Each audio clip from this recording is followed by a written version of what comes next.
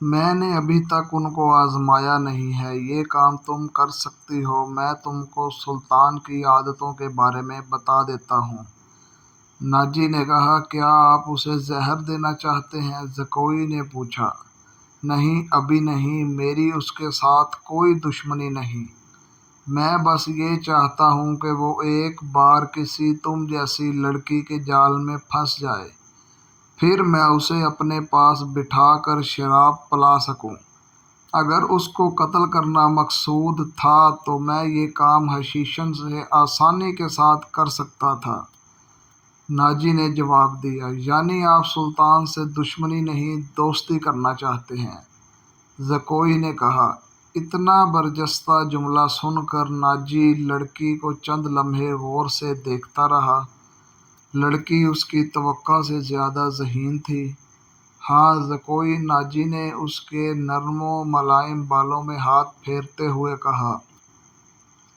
میں اس کے ساتھ دوستی کرنا چاہتا ہوں، ایسی دوستی کہ وہ میرا ہم نوا اور ہم پیالہ بن جائے۔ آگے میں جانتا ہوں کہ مجھے اس سے کیا کام لینا ہے۔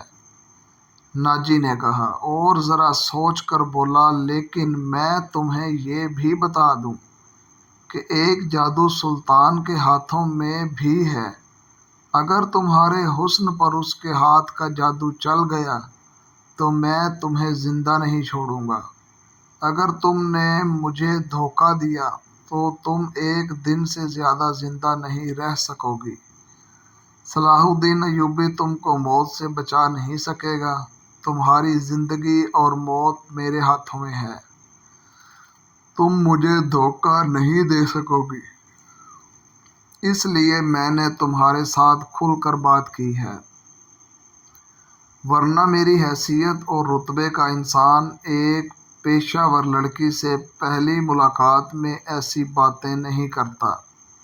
یہ آپ کو آنے والا وقت بتائے گا کہ کون کس کو دھوکہ دیتا ہے۔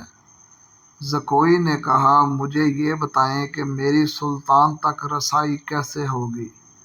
میں اسے ایک جشن میں بلا رہا ہوں، ناجی نے کہا، اور اسی رات میں آپ کو اس کے خیمے میں داخل کر دوں گا۔ میں نے تمہیں اسی مقصد کے لیے بلایا ہے، باقی میں سنبھال لوں گی۔ زکوئی نے کہا۔ وہ رات گزر گئی، پھر اور کئی راتیں گزر گئی۔ سلطان صلاح الدین ایوبی انتظامی اور فوج کی نئی بھرتی میں اتنا مصروف تھا کہ ناجی کی دعوت قبول کرنے کا وقت نہیں نکال سکا۔ علی بن سفیان نے سلطان صلاح الدین ایوبی کو ناجی کے مطابق جو رپورٹ دی تھی، اس نے سلطان کو پریشان کر دیا تھا۔ سلطان نے علی سے کہا، اس کا مطلب یہ ہے کہ ناجی صلیبیوں سے بھی زیادہ خطرناک ہے۔ یہ ایک سانپ ہے جسے مصر کی امارات آستین میں پال رہی ہیں۔ علی بن سفیان نے ناجی کی تخریب کاری کی تفصیل بتانی شروع کر دی کہ ناجی نے کس طرح بڑے بڑے عہدیداروں کو ہاتھ میں لیا اور انتظامیہ میں من مانی کرتا رہا، اور کہا، اور جس سوڈانی سپاہ کا وہ سپہ سالار ہے وہ ہماری بجائے ناجی کی وفادار ہے۔ کیا آپ اس کا کوئی علاج سوچ سکتے ہیں؟ صرف سوچ ہی نہیں سکتا، علاج شروع بھی کر چکا ہوں۔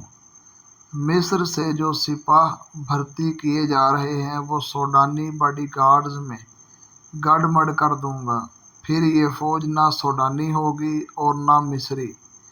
ناجی کی یہ طاقت بکھر کر ہماری فوج میں جذب ہو جائے گی۔ ناجی کو میں اس کے اصل ٹھکانے پر لے آؤں گا۔ سلطان صلاح الدین ایوبی رحمۃ اللہ علیہ نے کہا،